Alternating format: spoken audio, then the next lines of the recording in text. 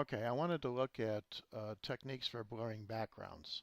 Um, Traditionally in the past, what we used to do if I have a flower like this and I have a background that's a little bit confusing or just that I would like to blur out a little bit more than it is, excuse me, what we normally would do would be to copy the flower, put it up on its own layer, and then do a Gaussian blur on the background.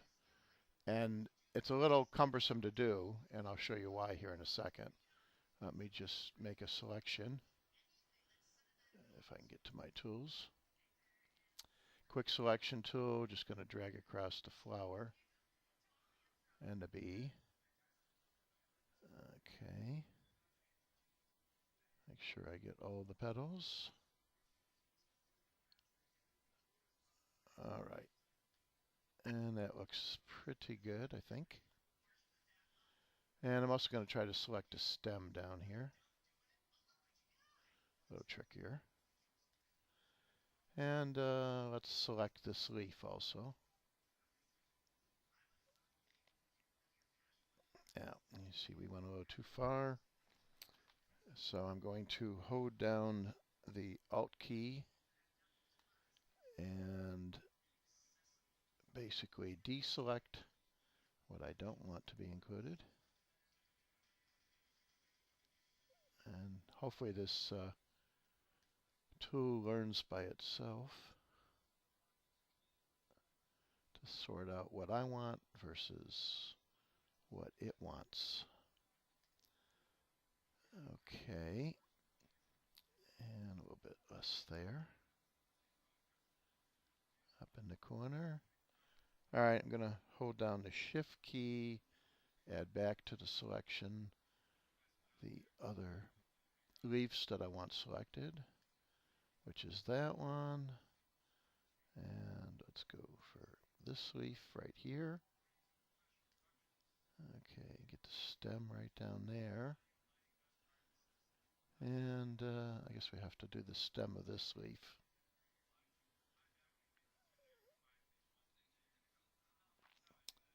All right, hold down the Alt key again to deselect that little area. And just this little area right in here.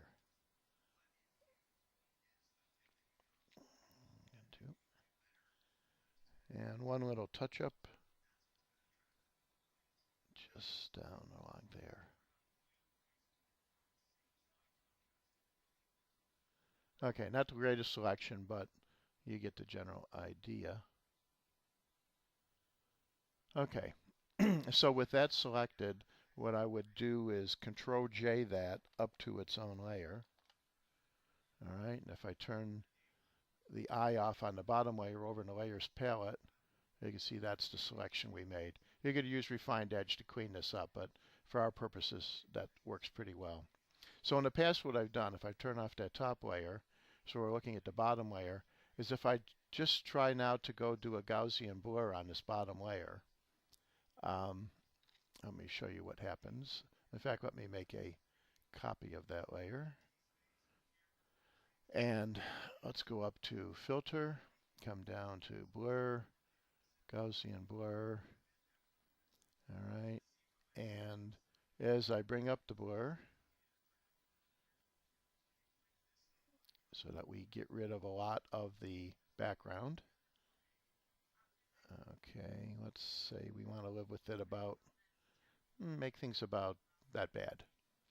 All right, and say OK to that. When I turn my upper layer back on, you see what happens is there's this white ghosting that occurs where the white petals, even though they were, they're sharp on the upper layer because they were selected and taken off onto the upper layer, but the flower that was left behind on the bottom layer, when we did the Gaussian blur, the white blurred from the inside of the flower out into the green a little bit because we're doing an overall blur. And in the past, this is a problem because then we had to spend time cleaning up all that area, which meant generally getting the clone tool, okay, and a reasonable size brush. and a relatively soft brush, and alt-clicking and coming in and basically going around all that white area, having to change the clone tool a little bit from the angle. Oops. Taking material from there, put it over there. More material from over here. Okay, let's get material from there, come in. Oops, didn't take it properly. Source from there. Okay. And as I go higher up around the flower. So in essence what we're doing is we're taking some of the blurred background now and painting it over those white areas that oozed out from underneath the flower. And you know, it's a little messy. It takes some time to do this. If you do it correct, it takes even more time to do it. And you can see you can get yourself in trouble with the clone stamp if you're not paying attention. Let's try from there. Okay, and now if I turn the upper layer back on, well, you see it worked pretty good. I still got a little bit of white showing up over in here and here. So we still have a couple little areas there to fix. So again, back to the clone tool. Take that out. Take that out. How did we do? Okay, so that works. So effectively what that does for us is it goes from that background to that background. So that's one way of blurring out the background selectively, and traditionally the way we've done it. All right. Since Photoshop CC, and actually I think CS6, they've introduced some tools that allow you to put basically an ellipse or an oval over the flower and to basically keep it sharp while you're blurring areas outside of that oval, and there's a feather range in between. And that works reasonably well on some flowers, but if you look at the fine detail, it really doesn't work that well. You still have to go in and really manage what happens where the background, you know, is actually touching the edge of the flower. So, I was watching a podcast today, and as a way of using the using a filter basically to remove noise from seamless paper, which was being used as a background in a photograph. And the noise was actually noise, and it was dirt where people walk on the seamless, and the nice clean seamless gets kind of a dirty, gritty quality to it. So, and I thought, geez, you know, that technique could be applied to something like this fairly easily, I thought. So let me turn off the upper layer here. Let me throw out this middle layer. Let me go back to where we started, basically. I'm going to make a copy of the bottom layer again, just so I can work on the copy. I can turn the eye off on that. All right, so the deal here is what we want to do, basically, is go up to Filter, come down to Noise, and come over to Median. Okay, and basically if we put a very large radius in for the median, give it a chance to respond, and you see what it does? It really wipes out the background. So if you have a very distracting background, you might not want to go that far, but let's go back to where we start. This is where we start without any radius. If we put in a radius to give us a modest amount of blurring of the background. You see, it's also blurring out the things we don't want to blur, like the flower. But let's go to a spot where we're fairly happy. All right, let's say we're happy with that for the background. I'm going to say OK to that. And actually what I should have done before I did that is to fine-tune it. The better approach is, rather than to do what I just did, let me throw that away. I'm going to make another copy of the background. Okay, And before we start, I'm going to convert that layer into a smart object. So convert to smart object. The advantage of that is that when we apply a filter, we can go back in and fine tune the filter. So we go to filter, noise, median. All right, and the setting I was using was fine. Say OK, and let it apply that filter. Okay, and you can see what it did for us down here is it added the filter down here. And let me blow that. Can I blow it up so you can see it? Yes. Okay, so what it did is it added the filter. So if we want to go back in at any time, we just click on median. It brings up the controls, and we can go in and fine tune our filter.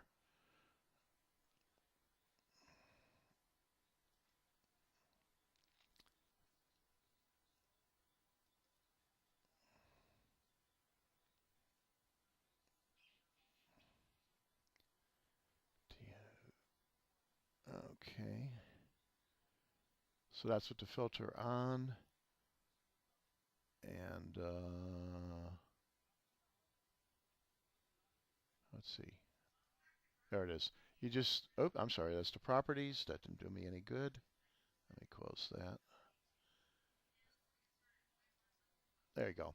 We double click on the word median, it brings up the controls again. So now I can adjust this.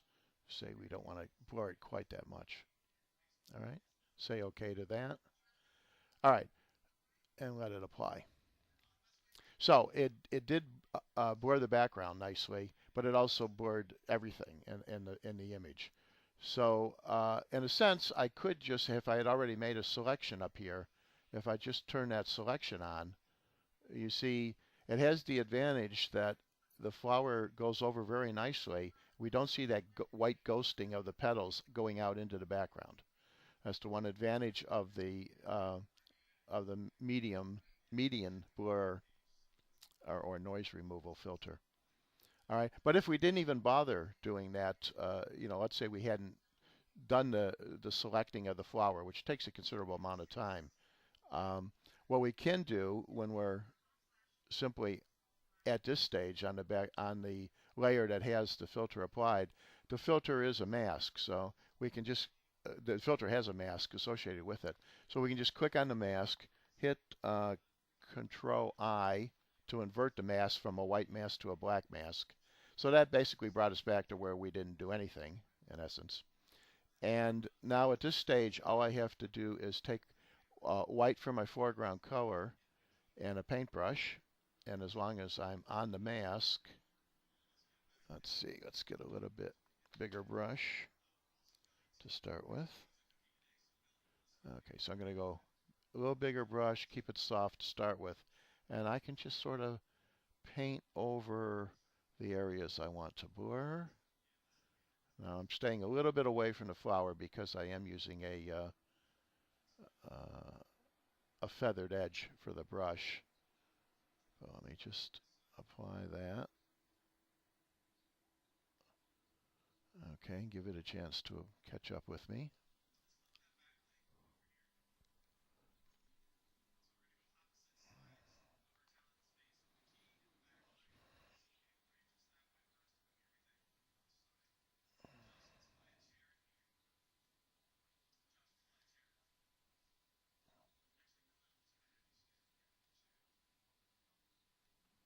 You can see we can make things very nice and soft. And I can come in pretty close to the flower without it knocking off the sharpness of the flower.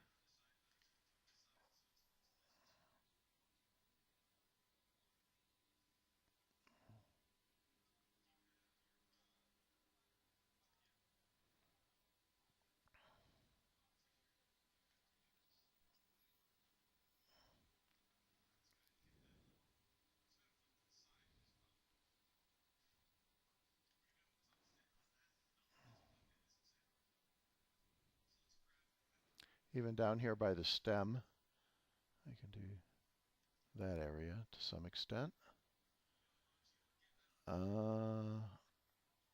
Okay.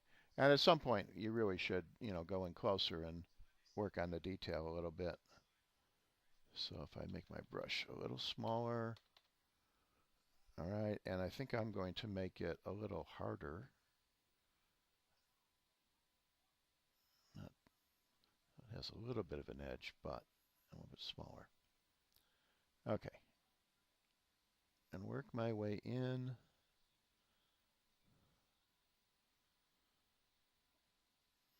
And sometimes you get some artifacts when you get in too close to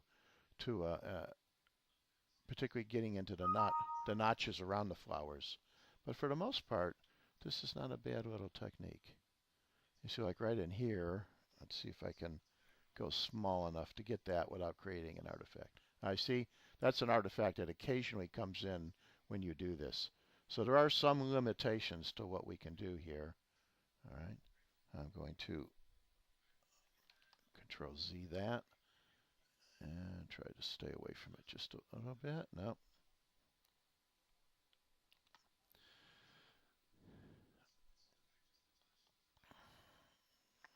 Let's see where else we can do this. Down in this area, for example.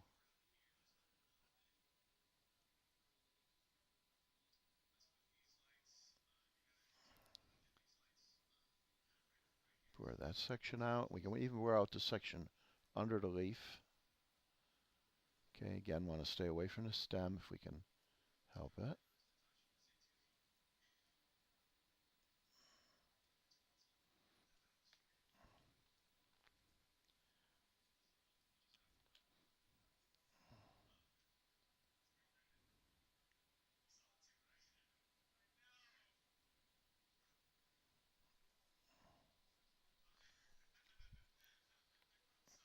And let's see. Let me undo that spot right there. And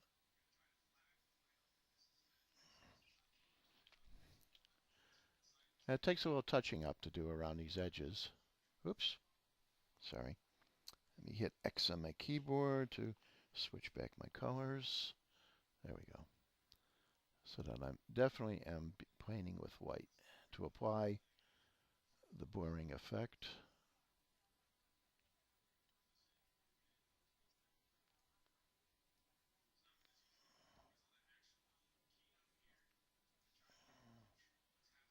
You can get a sense of how, for the brush size, how small an area you can get into here. Now,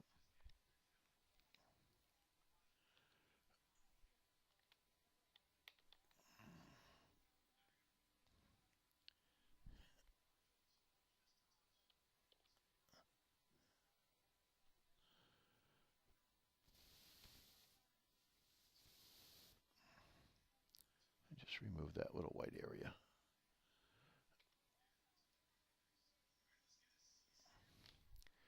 Okay, I'm going to go a little bit bigger on the brush.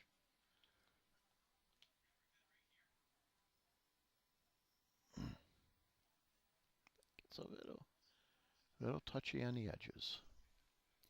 And I'm toggling back and forth on the X key, which I'm having trouble seeing on my keyboard at the moment.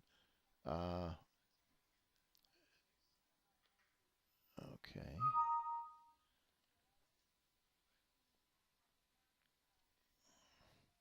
And just working my way around the flower.